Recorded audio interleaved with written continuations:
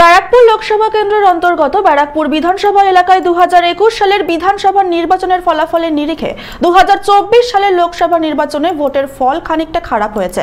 এমন পরিস্থিতিতে দাঁড়িয়ে ব্যারাকপুরের এক দলীয় কর্মসূচির মঞ্চে দাঁড়িয়ে দলীয় নেতাকর্মীদেরকে দলাদলি না করার পরামর্শ দিলেন ব্যারাকপুর বিধানসভার বিধায়ক রাজ চক্রবর্তী।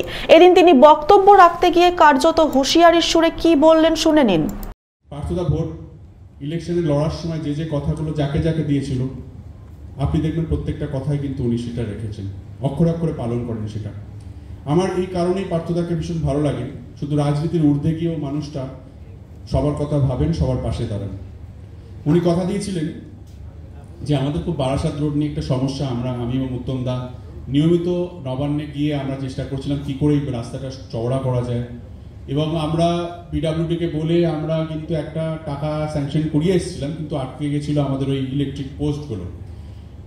পার্থদা প্রথম এসে যেটা করলো, প্রথমে ইলেকট্রিক পোস্টগুলো যাতে সরে যায় তার জন্য একটা যে বিদ্যুৎ মন্ত্রী আছে অরূপ বিশ্বাসকে একটা চিঠি লিখলেন, এবং শুধু তাই নয় উনি সিএমকে অব্দি ডাইরেক্টলি বললেন যে ইমিডিয়েটলি এটা করা দরকার, না হলে আমাদের ব্যারাকপুরের উন্নয়নের ক্ষেত্রে একটা বড় বাধা হচ্ছে এবং মানুষ সমস্যায় পড়ছে।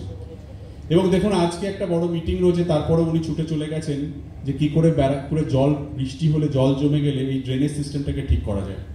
এবং আমার বিশ্বাস, আমি যেটা বলেছিলাম, পার্থদা আছে, আমি আছি, আপনারা সবাই মিলে আছেন, আমরা সবাই মিলে আমাদের এই অঞ্চলের উন্নয়ন করব। ব্যারাকপুর থেকে সৈকত গাঙ্গুলের রিপোর্ট, চ্যানেল 24/7।